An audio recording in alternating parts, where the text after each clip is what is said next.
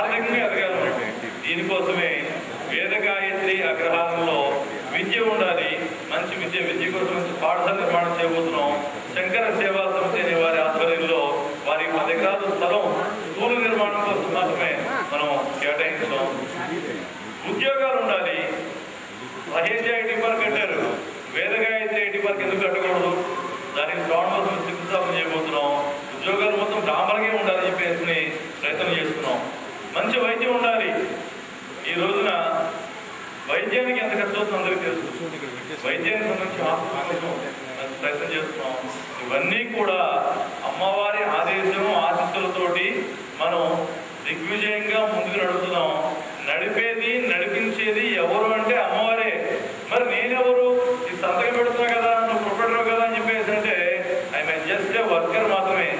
గాయత్రి మాత వద్ద సేవకుడు మాత్రమే. బ్రాహ్మణ జాతికి సేవ చేయడం కోసం ఇప్పుడు సేవకుడు. ఇది వాస్తవం తప్పితే నేను ప్రొపరేటర్ని, నేనంతా ఆస్తి కొన్నా నేను అనుకోను. 1000 ఎకరాలలో గేటెడ్ కమ్యూనిటీ మొత్తం చుట్టూగా కాంపౌండ్ వారు. బ్రాహ్మణులు మాత్రమే ప్లాట్ ఇస్తున్నాం. కులాంతర వ్యవహారస్తుడు ప్లాట్ ఇవ్వం. పోవటం లేదు. ఎవరన్నా నేను ఎవరికి ఇచ్చే హక్కు నాకుంది, అది బ్రాహ్మణులకే ఇస్తున్నా. ఇది రాజ్యాంగ వ్యతిరేకం కాదు. అది బలవంతానికి ఈవని చెప్పేసి బలవంతం చేసిన వాళ్ళు ఖచ్చితంగా చేసిన వాళ్ళు నేను పెట్టగలను. కాబట్టి బ్రాహ్మణోత్తములారా, పేరున మీ అందరికీ నేను చెప్పేది అంటే సాటి బ్రాహ్మడికి సహాయం చేద్దాం. అందరికీ తెలిసిన నానుడు ఏంటంటే ఎక్కడో వింటారు బ్రాహ్మణానాం అనేకః అని. ఆ పదం కనుక వాస్తవమైతే ఒక సంవత్సర కాలంలో 1400 మంది బ్రాహ్మణులు వేద గాయత్రి గ్రామం పాటు కొనరు. బ్రాహ్మణే కావాలి. ఏమన్నా మీరు తారు రోడ్లు వేస్తారా? అక్కర్లేదు మాకు. మీ రోడ్లు 40 రోడ్లు తీసారా, 60 రోడ్లు తీసారా, 120 తీసారా? మా అక్కర్లేదు. మా పక్కన బ్రాహ్మణ ఉంటే చదువుకునే వాడే చాలా ఉన్నారు. బ్రాహ్మణ ఐక్యతకి ఇది ఒక నిదర్శనం. ప్రతి ఒక్కళ్ళు ఆలోచించండి. సమాజంలో మనకిలాగా బ్రాహ్మణ జాతి కోసం పాటుపడితే, బ్రాహ్మడుగా జీవిస్తే, ప్రతి ఒక్కడు బ్రాహ్మడుగా ఉంటే ప్రపంచ శాంతి ఎందుకు రాదు? బ్రాహ్మడు ఎక్కడ కూడా అనేకనందం చేద్దామని ఆలోచించడు. ఇతరుల ఆస్తి కోసం ఆలోచించడు. తన ఆస్తులు పోగొట్టుకున్నాడు. అయ్యో పాపం అని చెప్పేసి ఇతరుల కోసం ఆలోచించి త్యాగం చేసినాడు బ్రాహ్మడు. కానీ ఇతరుల ఆస్తుల కోసము, లేదే వేరే అసత్యాన్నో లేదే ధర్మాన్ని వదిలేసో నడవడు బ్రాహ్మడు. సత్యాన్నే మాట్లాడతాడు, ధర్మాన్ని ఆచరిస్తాడు. కాబట్టి 1000 మంది బ్రాహ్మణులు ఇప్పటికి ఈసీఎస్ విధానం ద్వారా పే చేస్తుంటే 400 మంది స్పాట్లో మొత్తం క్యాష్ కట్టేశారు. 1000 మంది బ్రాహ్మణులు ప్రతి నెల సాధారణంగా శ్రీరామ్ ఫైనాన్స్ లేదా బజాజ్ అలయన్స్ వాళ్ళు వీళ్ళంతా ఫైనాన్స్ ఇస్తుంటారు. వాళ్ళు డిఫాల్ట్ ఉంటారు. ప్రతి ఒక్క స్పెషల్ వింగ్ ఒకటి ఉంటుంది. ఆ స్పెషల్ డ్రైవ్లో డబ్బులు కట్టిన వాళ్ళ కోసమే వీళ్ళు చాలా ఖర్చు పెడుతుంటారు. కానీ వేద గాయత్రి అగ్రహారం అమ్మవారి అనుగ్రహం వల్ల ఒక్క డిఫాల్ట్ కూడా లేదు. ఒక్క కార్డు మనం చెడదు. 5వ తారీఖు రాగానే కావాల్సిన ఎంత అమౌంట్ అయితే ఆ అమౌంట్ రావాలో అంత అమౌంట్ టక్కని అకౌంట్లో క్రెడిట్ అయిపోతుంది. కానీ ఈ నెలలో ఈ 4 చెక్కులు బౌన్స్ అయినాయి, ఈ 4 బ్రాహ్మణులు కట్టలేదనే మాట లేనే లేదు. ఇంత నిజాయితీ ఉన్న వర్గం సమాజంలో ఏదైనా ఉందంటే అది బ్రాహ్మణ వర్గం తప్పితే ఏది లేదే అని చెప్పేసి గట్టిగా చెప్తాను నేను. కాబట్టి మాత్రమే బ్రాహ్మణాలక్ష్యం తీసుకోవాలి. నిజంగా అందరూ బ్రాహ్మణులాగా ఉంటే సమాజం అద్భుతంగా ముందుకు సాగిపోతూనే ఉంటుంది. కాబట్టి బ్రాహ్మణ జాతి కోసం నా జీవితాన్ని అంకితం చేశాను. ఈ క్రమంలోనే ముందుకెళ్తున్నాం. రమణాచార్య గారు చెప్పినట్టు 2011 నుంచి కాదు, ఇది 3011 వచ్చినా అలాంటి వాడు మళ్ళీ వస్తూనే ఉండాలి. బ్రాహ్మణ జాతి కోసం పాటుపడుతూ ఉండాలని చెప్పేసి మనస్ఫూర్తిగా కోరుకుంటూ పెద్దలందరికీ సాష్టాంగ నమస్కారం చేస్తూ చదువుతున్నాం. ఇప్పుడు ఒకడు ఇల్లు ఉన్నవాడు, కోటీశ్వరుడు, ఆ ఒకడు రాడు. ఇక మిగతా ముగ్గురులో ఇద్దరు నిరుపేదలు. ఈ ఒక్కడే మధ్యతరగతి వాడు. అటు ఇటు పొట్టు పెట్టాడుతూ ఉంటాడు. వాడు వచ్చి ఎక్కడన్నా కాదు జాగ్రత్త స్థలం కొనుక్కోవాలంటే వాడు వచ్చి ఈయన దగ్గర కొనాలి. అంటే 100కి 99 మంది అసలు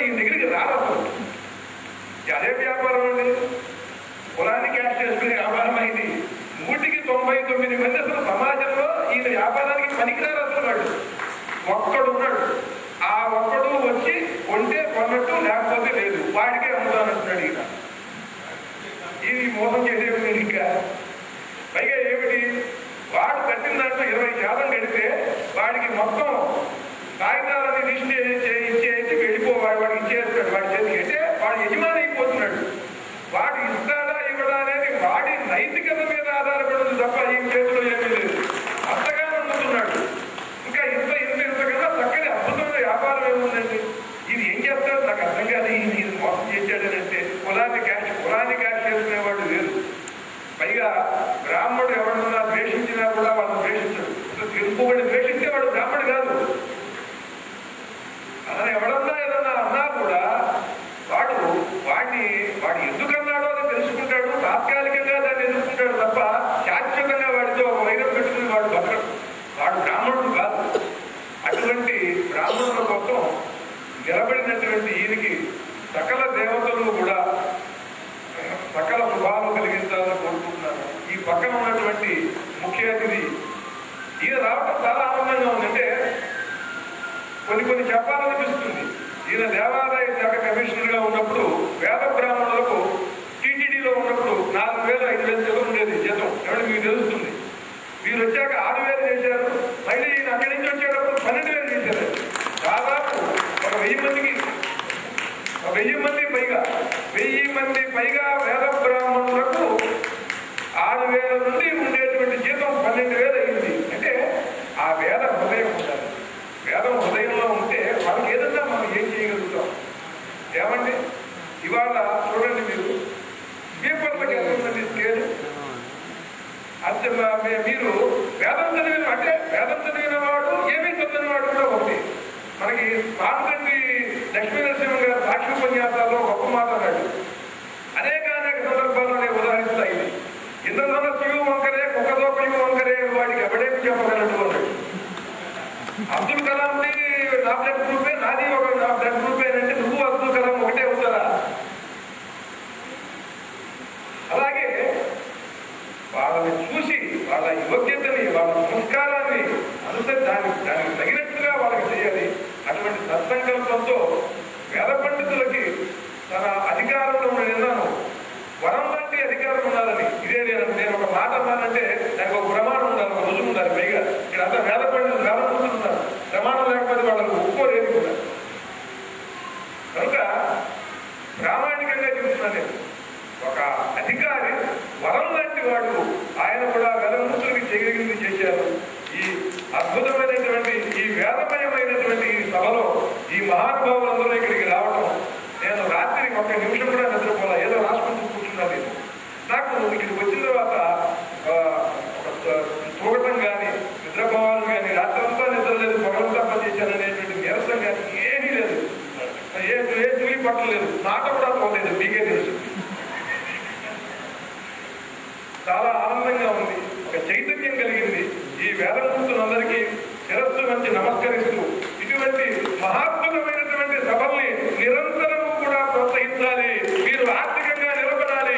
అటువంటి సకల శక్తులు మీకు ఆ వేదమూర్తి, ఆ వేదస్వరూపుడు పరమేశ్వరుడు మీకు అనుగ్రహించాలని గాయత్రి శర్మ గారిని, ప్రభాకర్ శర్మ గారిని నేను అభినందిస్తూ, అభినందన భవానీ గారిని, వారి బృందాన్ని అభినందిస్తూ, కందాడై రామానుజాచార్యుల వారికి వేదమూర్తులందరికీ కూడా శిరస్సు వచ్చి నమస్కరిస్తూ సెలవు తీసుకుంటున్నాను. వందనము.